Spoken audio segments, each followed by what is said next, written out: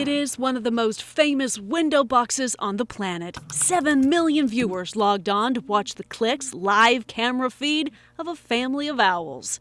6 years ago, Mr. and Mrs. Tiger, named by then 6-year-old Alessandra Click, decided to nest in their window. I set up a camera that enabled her to watch it from a computer elsewhere in the house. And it just so happened that the streaming service that we used had to be open to the public, and that's really kind of where it all began. The beginning of a story that would touch people the world over. One woman who emailed and said her mother had terminal cancer and spent her last days watching this all day. 6 seasons of courting and laying, nesting and fledging, 10 owlets later, and little Alessandra is nearly a teenager now. She was looking forward to next year's hatching. She'd already started hearing Mrs. Tiger hoot at night. Getting to watch another season of these really beautiful, amazing owls just grow up. Their story enchanted people around the world. A pellet gun, fired by a careless shooter, brought all of that to a screeching halt.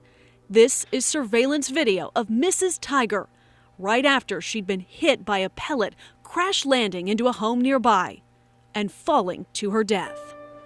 I just loved them so much, you know? They were kind of like a part of our family. And when my parents told me, it was like a pet dying, you know?